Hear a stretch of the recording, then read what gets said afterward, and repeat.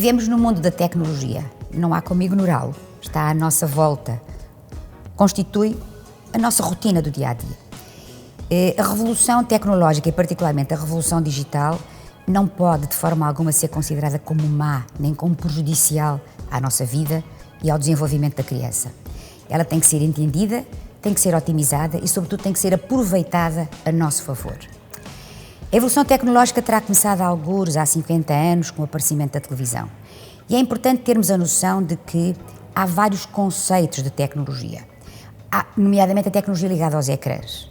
Há a televisão, há o DVD, há os videojogos, há os telemóveis, há a internet.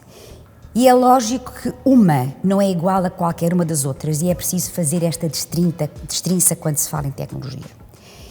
É redutor dizer, à partida, que a tecnologia só por si faz mal ao desenvolvimento da criança. Não pode ser entendido desta forma. O que é importante é nós termos a noção que, como em tudo na vida, a utilização da tecnologia depende de qual, de quando, de como e em que quantidade. E porquê? Falamos só da criança, sabendo à partida que o adulto deve ser o exemplo, deve ser a figura a seguir. Mas a criança tem uma particularidade. A criança está a crescer, a maturar e a desenvolver-se. E o cérebro é um dos órgãos mais cruciais no que diz respeito à capacidade cognitiva e ao comportamento emocional e afetivo da criança. E por incrível que pareça, nós nascemos com o maior número de neurónios que alguma vez vamos ter na vida. Porque efetivamente depois vamos perdendo os nossos neurónios ao longo do nosso crescimento. Mas o que é que se passa? O que vai acontecendo com o crescimento e com a maturação é a criação de ligações entre estes neurónios, de redes, de verdadeiras autoestradas, cujo nome técnico são as sinapses. E quanto maior a quantidade de redes, de conexões que se vão formando entre estes neurónios, maior é a capacidade cognitiva da criança, maior é a sua resiliência e a sua capacidade de controle emocional. Porquê? Porque o desenvolvimento destas autoestradas e destas redes entre os diferentes neurónios depende de estímulos externos, depende do ambiente em que a criança vive, depende da forma como a criança é ensinada a sociabilizar e a lidar com o conhecimento e com as emoções desde os primeiros dias de vida. E o cérebro, que vai aumentando o seu volume na dependência destas ligações, destas autoestradas, atinge, cerca dos 3 anos de idade, 60% do peso total e aos 6 anos o cérebro de uma criança pesa 80% do peso total correspondente ao peso do cérebro do adulto. E este aumento de peso, como já concluíram, não depende do aumento do número de neurónios, mas depende sim do aumento destas autoestradas e destas conexões, destas sinapses, que, volto a referir, dependem para o seu desenvolvimento da estimulação externa, dos comportamentos que a criança aprende a desenvolver no seu processo de crescimento e de maturação. Ora, daqui é fácil perceber que não se deve dizer à partida que o digital faz mal à criança, que o digital compromete o desenvolvimento da criança. Houve um trabalho recentemente publicado por um neurocientista francês que mostrou um aspecto muito interessante. Antes de falar do trabalho, importa termos a seguinte noção. Eu consigo avaliar o coeficiente intelectual de uma criança através de métricas muito bem definidas que classificam o conhecido QI. Essas métricas não são estáticas, têm sido modificadas ao longo dos últimos anos, são dinâmicas, e a modificação destas métricas tem a ver com a modificação das características da sociedade onde nós vivemos. Ora, há um efeito que se chama o efeito de Flynn, que diz que, nos últimos 50 anos, de geração para geração, há um aumento do coeficiente de inteligência. E isto tem dependido, provavelmente, ou com certeza, do aumento da estimulação a que têm sido sujeitas as gerações. Ora, este neurocientista francês, neste artigo recentemente publicado, mostra que, pela primeira vez ao longo dos últimos 50 anos, na geração atual digital, não ocorreu este efeito de Flynn, ou seja, não houve um incremento do coeficiente intelectual. E uma das questões que se apontam para que isto tenha acontecido é, fundamentalmente, uma má utilização do digital, não em proveito da criança e do adolescente, mas apenas com o objetivo de entretenimento e de sossego. Tendo em conta o que eu referi, importa termos a noção, perante este conhecimento, de como é que devemos usar então a tecnologia, porque vivendo nós num mundo tecnológico e digital, não podemos ignorar, teremos é que saber manipular a nosso proveito. E há 4 conceitos importantes. Primeiro, é preciso ter atenção qual o tipo de ferramenta, de material utilizado, nomeadamente num ecrã. E é certo que qualquer material puramente de entretenimento não tem interesse, é contraindicado, não desenvolve intelectualmente a criança, perturba a sua capacidade de desenvolver a atenção e a concentração e pode interferir inclusive com o sono.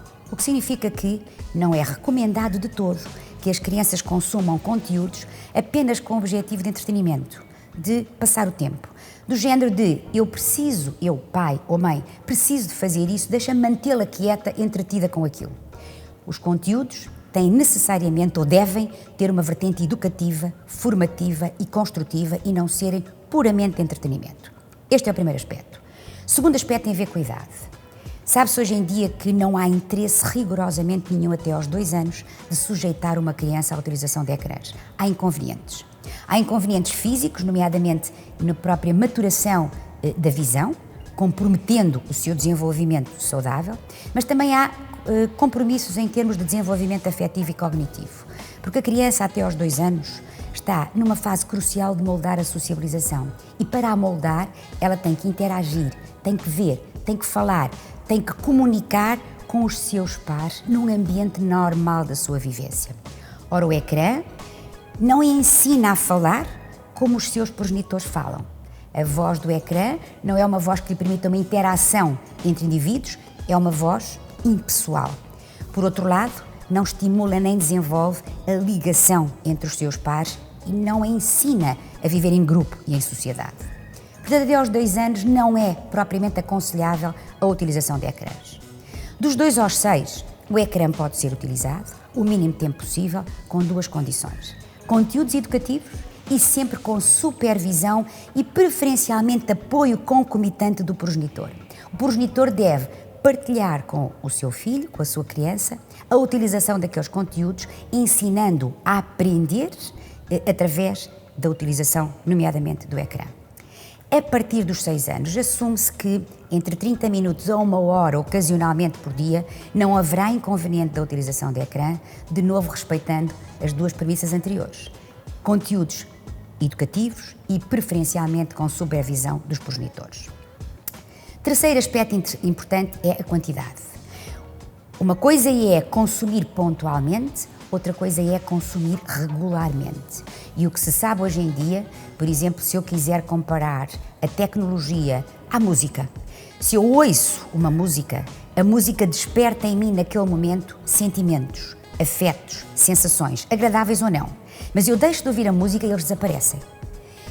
Com a tecnologia, nomeadamente com o ecrã, é a mesma coisa. Se eu uso pontualmente o ecrã, ele pode desencadear algum tipo de reação. Se ele desaparece, a reação também desaparece. Agora, quando o consumo é sustentado e é regular, então aí o efeito em termos de alteração funcional e alteração morfológica do cérebro podem levar a que haja compromisso do desenvolvimento e da capacidade cognitiva do indivíduo. Podemos ainda, dentro deste conceito, comparar a tecnologia a um alimento. Se eu uso, ou melhor, se eu consumo pontualmente um alimento menos saudável, não tem problema nenhum, é algo pontual. Mas se eu regularmente na minha alimentação consumo alimentos menos saudáveis, eu necessariamente posso ter reflexos na minha saúde. O mesmo se passa com a tecnologia. Consumo pontual não tem repercussões significativas, consumo sustentado e desregrado poderá ter repercussões significativas. E depois, o quarto item tem a ver com a ocasião. É importante que não haja consumo de ecrãs de manhã ao acordar. É fundamental que não haja consumo de ecrãs à noite depois do jantar, muito menos antes de ir para a cama. Um exemplo muito rápido. Foi feito um teste com crianças escolares a quem foi dada uma lista de palavras para elas memorizarem antes de ir para a cama. E depois dividiram-se essas crianças em 2 grupos. A um grupo foi permitido que brincasse a um jogo de consola de entretenimento e a outro grupo não foi permitida esta tarefa. No dia seguinte de manhã, o grupo que usou o entretenimento com a consola apenas fixou ou memorizou 50% das palavras da véspera, enquanto que o grupo que se foi deitar, que foi dormir e que não teve a distração da consola antes de ir para a cama, memorizou 80% das palavras que lhe foram apresentadas na noite anterior. Portanto, de manhã não, à noite não. No social, não. Quando a família está a sociabilizar, quando se está a brincar com os amigos, o ecrã não deve ser permitido. O que deve ser é estimulada a criança no sentido de aprender a integrar-se no seu grupo de pares, a partilhar as experiências da sua família e as experiências dos seus amigos. Lembro que os adultos devem ser o exemplo. E lembro que os adultos devem, sem dúvida, permitir que a criança utilize as vantagens da tecnologia, sabendo doseá-la, sabendo utilizá-la em seu proveito, com o objetivo de melhorar as suas competências, de melhorar a sua capacidade e de permitir que não seja um simples utilizador imediato, mas sim ajudar a construir uma personalidade e um indivíduo muito mais completo e muito mais bem formado.